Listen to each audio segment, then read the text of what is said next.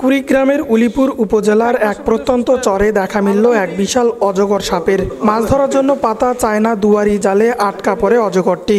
স্থানীয়রা সাপটিকে দেখে আতঙ্কিত হয়ে মাথায় আঘাত করে থেতলে দেয়। খবর পেয়ে wild life and snake rescue team in বাংলাদেশের সদস্যরা ঘটনাস্থলে পৌঁছে গুরুতর আহত সাপটিকে উদ্ধার করে নিয়ে আসে রংপুরে।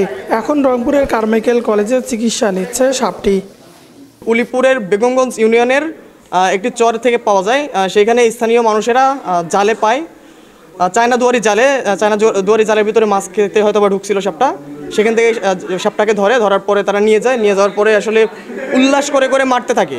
মারার পরে এক পর্যায়ে এই সাপটা 8 থেকে 10 হাত বদল হয়। হাত বদলের পরে যে এলাকায় যায় সে এলাকাতে ওইভাবেই রেখে দেয়। সেখানে হচ্ছে যে সাপটা ওইভাবে থাকে। যে ছোটো ছেলেপেলে ছিল তারা মারতেছিল। তো আমাদের রেস্কিউয়ার যখন যায়, রেস্কিউয়ার যাওয়ার পর ওইখানে একজন সেনা সদস্যের সহযোগিতায় সাপটা উদ্ধার করে। 10 আগস্ট দুপুরে রংপুরের কারমাইকেল কলেজ ক্যাম্পাসে নিয়ে আসা হয় সাপটিকে। বর্তমানে আহত অজগরটি রংপুর চিড়িয়াখানার জু অফিসারের অধীনে প্রাথমিক চিকিৎসা চলছে। মাথায় আঘাতের কারণে সে এখনও দুর্বল, তবে ধীরে ধীরে সুস্থ হয়ে উঠবে। সুস্থ হলে সাপটিকে মিঠাপুকুরের ইকো পার্কে অবমুক্ত করা হবে। রংপুর চিড়িয়াখানার যে জু অফিসার ভেট শাহাদত আঙ্কেল, ওনার কাছে নিয়ে যায় ওনার প্রাইভেট চেম্বারে। উনি সাপটাকে দেখার পরে প্রাথমিক যে ট্রিটমেন্টটা দেওয়ার দরকার সেই ট্রিটমেন্টটা দেওয়া হয়। দেওয়ার পরে আসলে এই সাপটা আমরা কালকে দেখি যে মাথায় প্রচুর আঘাত পায় এবং মুখের ভিতরে অনেক বেশি আঘাত ক্ষত আছে, দাঁতগুলো ভেঙে গেছে। তো দীর্ঘদিন তার ট্রিটমেন্ট চালাইতে হবে। যদি আমরা ঠিকভাবে ট্রিটমেন্ট করতে পারি সেক্ষেত্রে সাপটাকে বাঁচানো পসিবল হবে। মৃত্যুর মুখ থেকে ফিরে আসা 12 ফুট লম্বা ও 13 কেজি ওজনের এই সাপটি বর্তমানে শিক্ষার্থী ও সাধারণ মানুষের কৌতূহলের কেন্দ্রবিন্দুতে। বিশ্ববিদ্যালয়ের শিক্ষার্থীরা ভিড় জমায় সাপটিকে কাছ থেকে দেখার জন্য। অনেকেই আবার মোবাইল ক্যামেরায় ছবি তুলে রাখছে।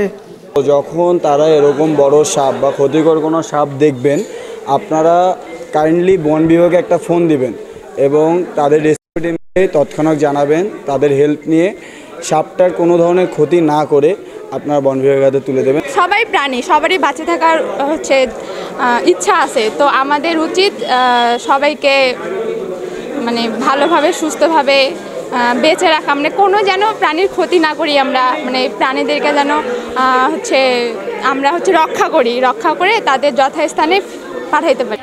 অজগর মানুষের ক্ষতি করে না, বরং এটি পরিবেশের জন্য উপকারী একটি প্রাণী। কিন্তু অজ্ঞতা ও ভয়ের কারণে প্রায় এই ধরনের সাপ নির্যাতনের শিকার হয়। প্রাণীদের নির্যাতন বন্ধে সকলকে এগিয়ে আসার আহ্বান জানান wild life and snake rescue team in Bangladesh.